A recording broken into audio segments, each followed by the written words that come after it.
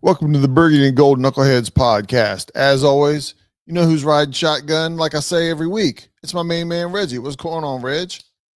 What up? What up? What up? And I'm here every week, man. So I'm always gonna be riding shotgun because I'm gonna be here every week, man. Absolutely, absolutely. Nothing. Just looking forward to getting back on the winning track. Washington Commanders against the Raiders this week. Reggie and I'll be flying back to DC once again to catch the second home game, third game of the season, and we're going to see some different people on the field than we did opening day. We can come around and talk to that. But before we get to the game, there's some other news, brief news that we assumed it was happening, but now it's official. The Commanders are returning to Washington D.C. Reg. Yes, they are. It's official, and the date is supposed to be 2030. And just a brief kind of sidetrack here, man. You remember watching movies and they would say they would show a movie in the future. Yeah, It was the year 2020, the year 2025. That's us. That's where we at. Now we yeah, don't have the spaceships, we don't have the flying cars and all that kind right. of stuff going on. And but we're in the future, man. And so the fact that we're talking the year 2030 for a new stadium and the team to come back to DC sounds far away, but at the end of the day, man, it's 5 years from now. That's And a long way. I'm not going to admit that's a long way. is it? It is in this moment. You know, yeah, it is. It's yeah, it is. But at the same time, man, I think it'll be here before we know it. Um, a few weeks ago when we went to the home opener, we took the metro, and the metro takes you by RFK site, and it's a shell, man. You can tell Yeah, they had already begun the demolition of it, and it's a shell. It's a yeah. shell, and It looks like so a skeleton out there. Right? yeah, There's no guts. There's nothing of it except the skeleton shell, outer shell. It was you would almost not even know it was a stadium if you didn't know. yeah. So good deal, man. I'm glad that it's finally official, even though we kind of knew this was happening. This was the final dot in the I, crossing the T type of a deal, and it's official. The Yeah, Commanders are going back to DC, man, and so it's gonna be exciting. It's gonna be exciting, man. yeah. It'll be good. I mean, we're excited about it until we see the ticket prices.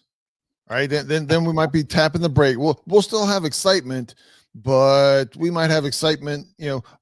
People that are current season ticket holders might start watching it on their TV a little bit more, depending Yeah, on what the prices are going to be. that, But that that's true, man. But hang on, let's just focus on the good today. The good today is they're back to DC.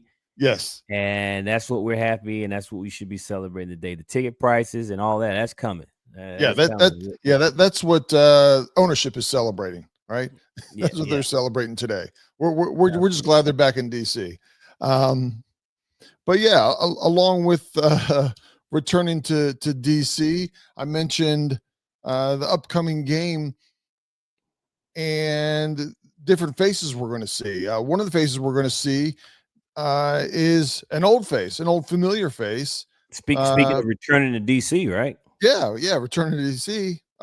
Preston Smith is coming back to DC from he left DC to go to Green Bay. We leave Green Bay. We need because of injuries. We need a defensive end slash linebacker that and we end up going with Preston Smith. What are your ideas Yeah. or thoughts on Preston returning? Well, after he left Green Bay, let me see here.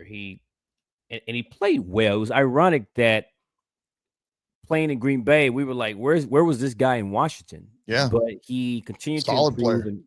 and hone his skill, make Pro Bowls and things of that nature while he was in Green Bay. He spent 1, 2, 3, 4, 5, 6 seasons in Green Bay, and last year he played 8 games for the Steelers, and then of course he wasn't re-signed, and he was practically at home on the couch like you and I Yeah, until he got the call from Washington. You know, he feels a need. He's 32, So once again, it's an old veteran guy, that type of deal. I mean, he played with Ryan Kerrigan, right? Now he's being coached by Kerrigan. Right. Um, you know, I, we needed another body. I don't know what he has left in the tank. I don't know what he will give us. At the end of the day, we know that Washington on the defensive front, if you even if you include our front seven, um, we don't have that difference maker, Right. right? We got a lot of guys, Right. and we got a lot of as Quinn like to say, a lot of guys that loves to kick ass, but we don't have that one guy that can just kick ass every week. Right. Um, so A destructor, you know? yeah, yeah. I mean, welcome back, Preston. Is what I can say. I think I would love to ask him after about a week or two how different things are for him because he was here during the old regime. Right. And he was here when we were actually the Redskins and under the Dan Snyder era, so he never went through the football team and the Commanders and all that good stuff. But the amenities, the locker room, the cafeteria, everything, all of the weight room and the new addition that Josh Harris has brought in the short term he's been owner. I'd love to find out what Preston thinks of the new dig. So Yeah, I don't think anything is the same, right? There's been so many changes. No familiar faces. There may be a security guard that is still there, but outside of park that, attendant, what's that? the parking attendant. Yeah, somebody out there. But everything else has been totally redone. But when he comes in and sees all the burgundy and gold and runs out onto the field, I think that part will definitely be uh, a memory that he has of like, okay, yeah, this is how I came in to the burgundy and gold. Yeah, Um, and think about it. I mean, I think the stadium will be even fuller from yeah, back during the days that he played, and so for him to probably get to witness and see what the true home field advantage is like. And speaking of that, I saw earlier today on social media the Commanders announced that they are sold out for season tickets for the 2025 season. right So, on, so man. good, I like that. congratulations. Yeah, yeah. So Preston will get a chance to see and play in front of a crowd, man. That is more favorable to him as Right. opposed to the opposing team that I'm sure he witnessed during his early years of being in Washington. So Yeah, yeah. Well, Preston Smith is joining the team because of our rash of injuries last week. Um, I mean, you have 22 starters and almost 25%, 20 to 25% are probably going to be out this week. Eckler and Wise is who Preston Smith is taking his role or taking his position. You had Eckler out for the season, Wise out for the season. Bates is going to be out for this game.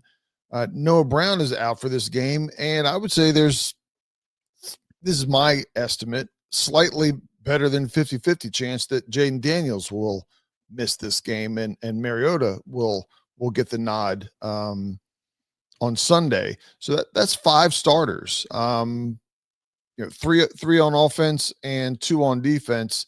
It's next man up this week without a doubt.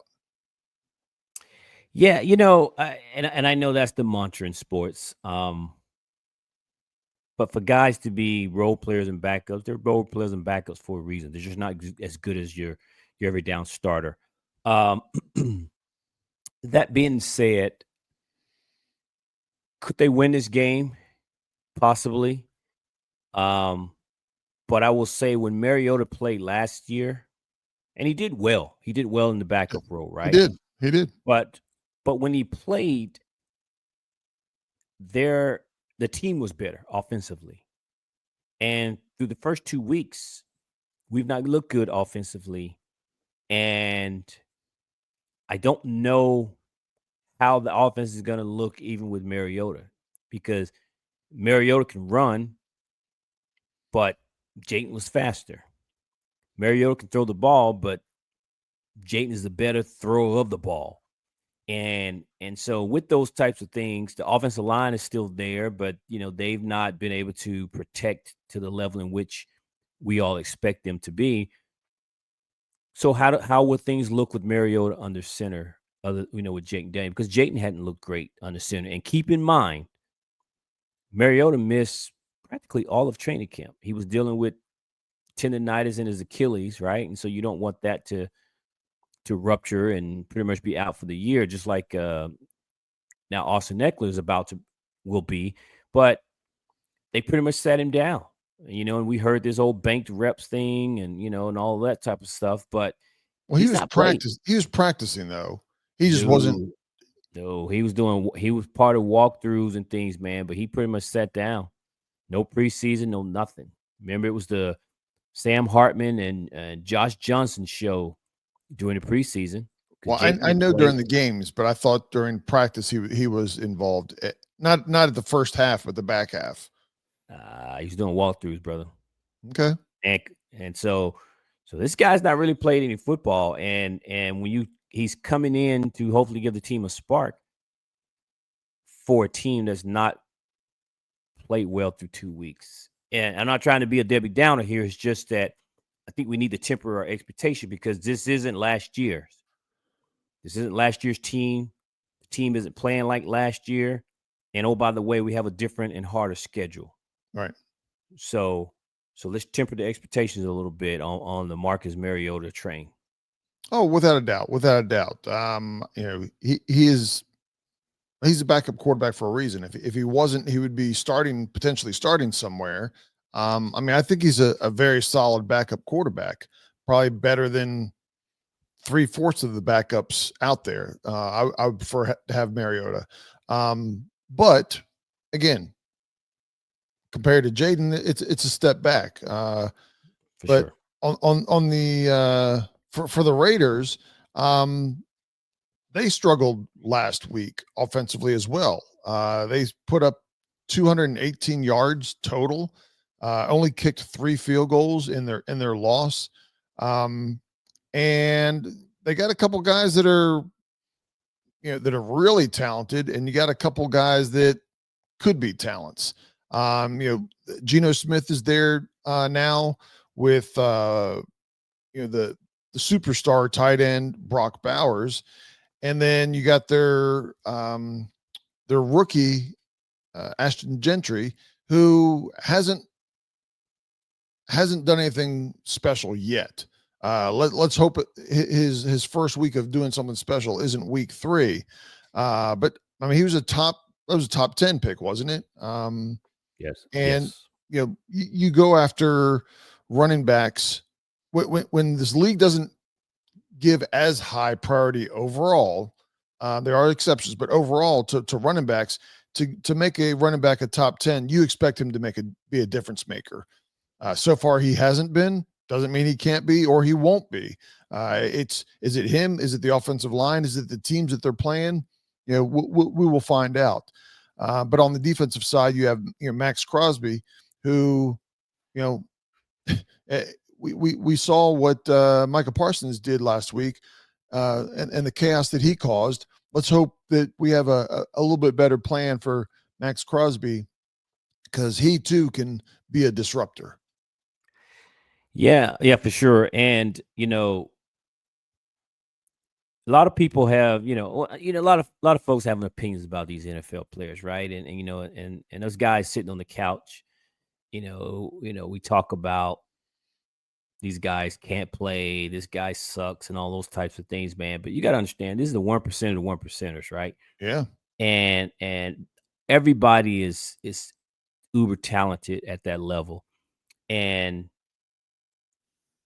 I'm not ready to give up on Josh Connolly, and I'm not saying people are, but there's been some people who saying that maybe we should sit him and put Wiley in and give Josh Connolly a little bit of a break. And right,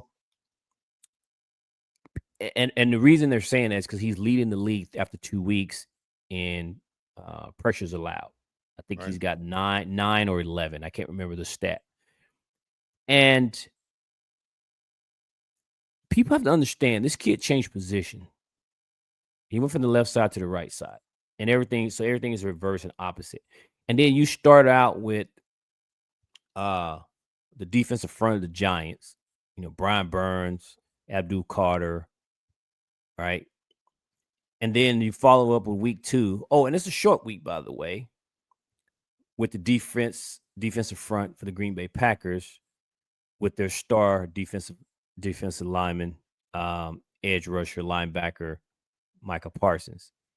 And then you follow that up with, to top it all off, with Max Crosby, right? So Welcome to the I league. personally, yeah, welcome to the league, kid. And for me, he's not embarrassed himself as far as I'm concerned. Right. Has he had some moments? Absolutely. But he's a rookie. And those teams obviously went after him. And and maybe Green Bay game would have been a little different if Bates hadn't gone out during the game and would have been able to help him on the right side. But who knows? I don't know. But Josh hasn't embarrassed himself. Has he played well? Not great. But the fact that he's not completely embarrassed himself and just threw up on himself out there, Right. I like it. I say it's kind of baptism by fire, man. Just let him just let him work through it. And because at some point he's going to be better for it, right? It's the old iron sharpens iron. So he's had 10 days, or he will have had 10 days between the last game. And let's see if he makes an adjustment, not only in his play, his techniques, but let's just see what happens, man. I'm not quick to go, hey, pull him out of the game, because although people say, well, hey, man, they're all pros, it still could do something psychologically as well, because people aren't going to, he's not going to be able to say, hey, well, I think they just want to give me a change. He's going to think he's doing something wrong. And I don't think he's doing something wrong as if he's just going up against all Pro Bowl caliber defensive ends, man. And that's just baptism by fire here. Right. Right. Um, and I don't disagree. I think the only thing that I would kind of come back at is you have to at least be solid, right? There's only 17 games, and you can't play so poorly that you're potentially costing your team's wins, right? Um, and I'm not saying he's there, but on the 2 weeks that we've struggled on offense, if he was just a little bit better, would Jaden have completed a couple more passes, have that extra half a second? Somebody been able to make the cut and pick up a few more yards. And I'm not trying to be, overcritical of him, but this Let me ask you this. Let me being a stop. rookie only gets you so much rope. That's fair. But let me ask you this: did you watch any of the Cowboys game against the Giants on Sunday? I did not. I take it back. I watched just moments. I was Okay, busy doing other stuff. that's fair. Did you happen to catch the part where their left tackle, number 55, just threw up on himself and just flag after For the flag, Giants, yeah. penalty, Yep. and they ended I up didn't benching him, see right? it, but I heard about 4 penalties in the first drive. Yeah. Right. Josh Conley's not doing that. Right. That's where I feel like you're hurting your team. If you look at what the offensive line have done the past few weeks, and I forgot whose part I was listening to, but they outlined it. Brandon Coleman has been giving up pressures. Yeah. Larry Tunsil got beat. Allegretti got beat. So it's been across the entire line. It's not like Josh has had the moments like that Giants player had, and Right. everybody else is doing good, but Josh is screwing up over here. And you can say, well, he's kind of costing Jayden time and opportunity. Right. Right. It's across the entire line. And even with it being spread across the entire line, that is not allowing Jayden to have time to throw the ball. You still didn't get Josh go out here and just throw up on himself the way that Right. kid did for the Giants. So I get what you're saying, but I don't think he's cost us the game No, and or, and, or, and I, perform, or performance. if everybody thinks that's where I came across, that is not where it is. But when you have a team that where everybody seems to struggle last week against Green Bay. You know, 3 or 4 or 5 people getting it right, whatever that is, whether that's not dropping a ball, whether that's being more accurate with the pass, whether that's making your block or making a tackle that didn't happen. You know, 2 or 3 of those people not making those mistakes starts to change a game. I'm not saying we would beat Green Bay, but it starts to change the game when For sure. everything is going wrong. Um, Absolutely. but yeah, I mean, looking to this week, you know, with Eckler out, we're going to see a lot more of Big Bad Bill. Krosky Merritt will. We're all anticipating that he's going to get the bulk of the carries, and for me personally, that's what I was shocked that he didn't get a whole lot more carries than in last week's game, because he only had 4 carries the entire game. So you're gonna go with Big Bad Bill? Is that It's gonna be your easier to name for him? say. It's easier to say. Yes. How about You want to go Dollar Bill? dollar bill? I like Dollar Bill better. Dollar bill? Give him dollar bill. But I will say this, man. I'm curious to see what happens. I think we have something in Dollar Bill, but I'm not ready to say that he's the guy. Sure. So, although I'm excited and I'm curious to see what he's got, I feel like some people think he's going to be the savior in the backfield. And I think Chris Rodriguez is going to have something to say about it. And I'm not so sure that the future star running back for our beloved Washington Commanders is on the roster today. But Yeah, but I don't know, because I mean, I know it is not anybody other than dollar bill, right? He's the only potential one, because we've seen enough of McNichols and Rodriguez, right? They've had their chances, and not that they've played bad, but they haven't been difference maker running backs. Bill could be, and like I said, I think he's going to get more than 50% of the carries this coming week. Time will tell, but I mean, I don't think he's going to be one of these guys who gets, 25 carries and the other running backs get, 2 carries each. Could be, depending on the success that he has, but I don't see that this week. That's not what how this team is set up offensively, and time will well, tell. if he can't pass pro, it ain't gonna matter. So I'm just gonna tell Yeah, you yeah, now. yeah. Without a doubt, without a doubt. If he can't pass protect, it ain't gonna matter, bro. I don't care how good he can run that ball, but if he can't get in there and pass protect, he's gonna have He's gonna have some issues seeing the field.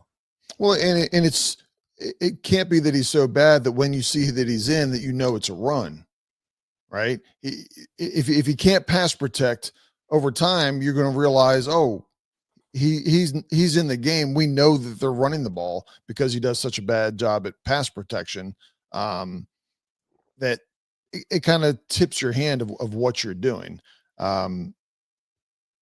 So time will tell with that. Time will tell with that. But I know you're excited. I know you're a big dollar bill fan, so I know you're pretty Well, excited I'm about excited to see what he can do. I'm excited to see more. Right. I'm not making any prediction that he's going to be the guy. What I've seen from him in preseason, in the first game, the cuts that he makes are some ridiculous cuts. I mean, there's some, you know, Yeah, I he's a know they're true all runner. professionals, but those are some professional cuts and that he's doing within the first 3 or 4 yards that are difference makers to get him to the next level of the defense. He's a true professional runner. This is not a guy we're trying to convert to running back. Right. This is a true runner. Yeah. Yeah. So he looks apart. Yeah. Looks apart. Any besides this, are there any concerns that jump out at you of Washington, how they approach this game. I mean, one of the things that jumps out at me is Brock Bowers for the Raiders. I mean, nobody on Washington ever identified that there was a tight end for Green Bay last week. I mean, he was open, and I mean, within nobody within arm's reach. Maybe two arms reach of him every single time he caught the ball, and the guy is not. By no means is he a Pro Bowl type of tight end the Green Bay Who? had. Who, Green Uh, Bay? was it? Yeah, for Green was his Tucker? Was that right? I'm drawing a I blank don't on his remember. name all of a sudden. But Brock Bowers is potentially the best tight end, top two or three tight ends in the NFL already. At the end of his rookie season, Yeah, he made the um, Pro Bowl as a rookie. it caught more passes than any wide receiver last year. I don't know that he had more yards, but he was extremely productive. And Washington and our linebackers or safety or whoever is covering this guy, you better be ready, and you better know how he is.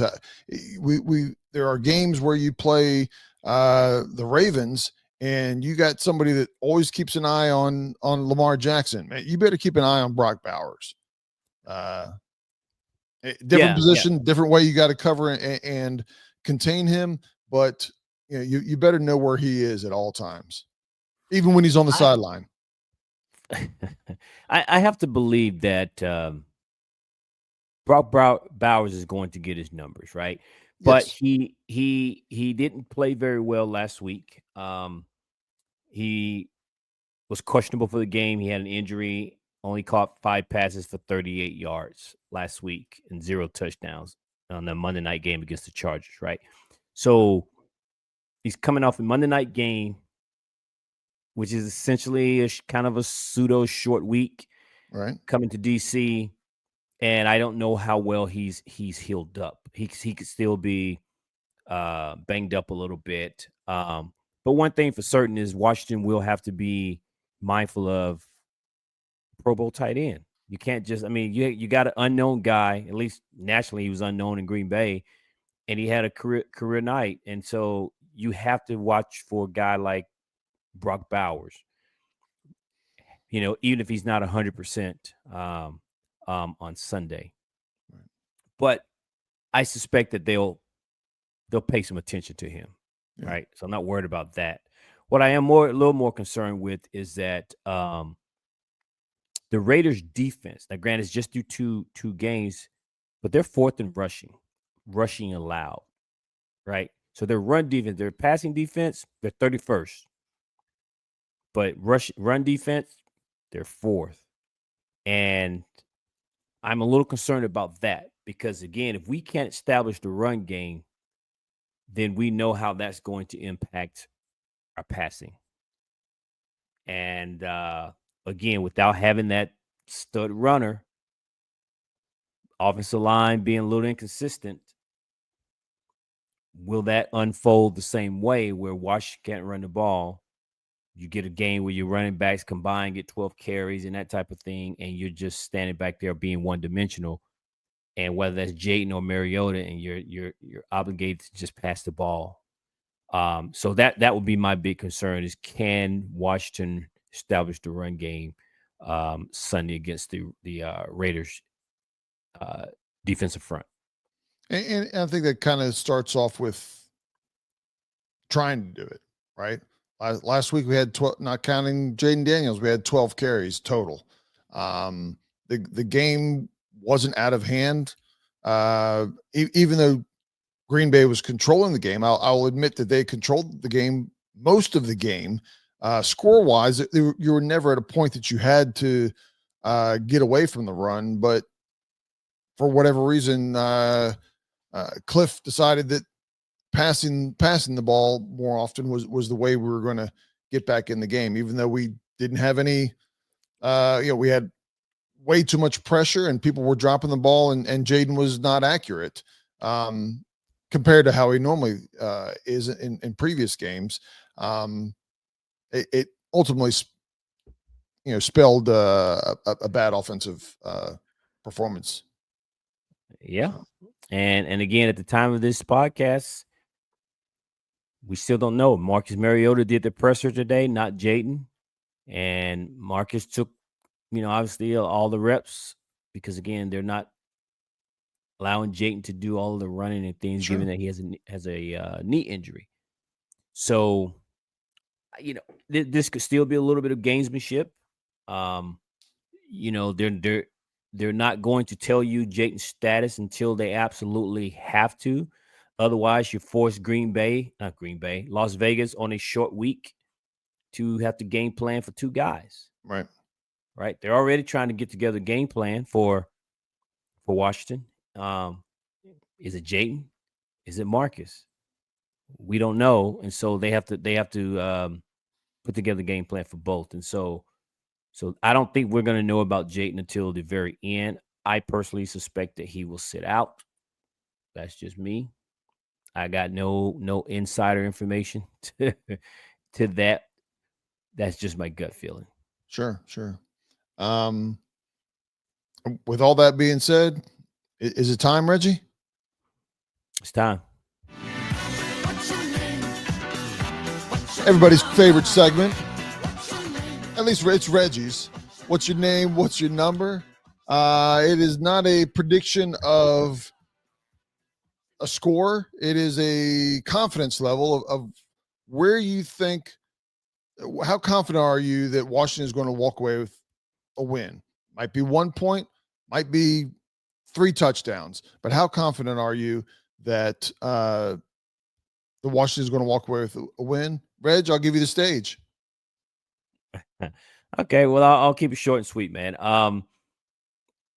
The Raiders, ironically, after the first 2 weeks, their season is just like Washington. You don't know what team it is. The first week, we had a offensive explosion. We beat the Giants. Not a very good team, but we beat them and we beat them handily as you're supposed to. The Raiders on week 1, they won against the Patriots. Again, the Patriots coming off a terrible season. Geno Smith throws for 362 yards, a touchdown. Brock Bowers, 103 yards receiving. I mean, they just went out there and handled the business against a not so great New England Patriot team. Go into week 2. Washington plays a good playoff team in Green Bay.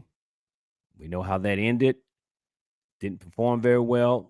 And then on Monday night, the Raiders goes and plays against the Chargers. Didn't go very well. So two teams mirroring the same type of performance over the first 2 weeks. So I don't know what team is going to show up. Neither in Washington or the Raiders team. I don't know which team. We have question marks for sure, obviously, as we just went through here. And then with the Raiders, I think the disadvantage for them is, which I think, by the way, the NFL is wrong for this, to have those guys play on Monday night and then have them go on the road to the East Coast to play a game. I think is terrible. But it is what it is, and I think that's what Washington has the advantage. That being the case, I suspect that Mariota will play. I suspect that Dan Quinn, Joe Witt, and Dan Quinn will looked at the film and didn't like what they saw and will make a difference. And I am going to go with my confidence number, a 6.5. All right, all right. 6.5, 6.5. Now, now let That me, is your lowest number of the year so far, you know, and I understand the reasoning behind that. Um, as I yeah. look at Let me this, let me say this. Let me go say ahead. this. It's troubling to me that week 1 was an 8, week 2 was a 7, and week 3 is a 6.5. I'm going the wrong way. My Without a number, doubt, my my, without my confidence number is going the wrong way. yeah, Okay, but I'm not going to be a homer here. But 6.5, yeah, I'm a little worried. A little worried. I understand. I understand. And especially after the game where everything went wrong against Green Bay. You know, the coaches, players, Waterboy, they all weren't as good as the Waterboy players and coaches on the other side of the field. This week, I'm with you. I think that Mariota is going to end up playing. I think this is too early in the season. They're not going to risk Jaden in week 3 when they need him for the entire season. We'll let him sit out one game, get healthy. This is a long week, so you're really getting, by the time you play in week 4, it's 2.5 weeks. You're getting, instead of 14-day rest, you're going to get 17, 18 days, which makes a difference, right? But the way that Mariota plays and the way that Jaden plays are very similar. That's why they went and got Mariota and let the other quarterbacks leave. And Cliff Kingsbury doesn't have to adjust too much. Yes, it's not going to be the exact same, but most of the offense, I'm going to say 85% of the offense, he's going to run like he normally does. But I think because of the injuries, what we saw last week, and Mariota, it's going to be a more simplified offense. Again, not that we're not going to go for it, but Kingsbury's going to simplify it a little bit more. I think we're going to see more running. We don't want, I mean, in normal circumstances, I don't want Jaden Daniels passing 42 times like he did last week. Give me, low to mid 30s. I'm fine. We're in trouble if Mariota is throwing 40 plus times, unless this is a shootout, but I think the offense gets simplified. We run the ball more. And I think we just finally make less mistakes. If we make as many mistakes and penalties as we have the first 2 weeks, and we're carrying this on to week 3, now you're starting to have what I would call a true trend that may go on all season, where you're doing stupid things that hurt you. And so I feel like this team has good enough players, good enough coaches to dramatically drop it. We're not going to be penalty free, error free, but it's got to drop at least 50%, right? From an offensive perspective, we played the Giants' most best side of their team was on the defense, right? And without a doubt, their front 4, front 7 are one of the better handful in the NFL.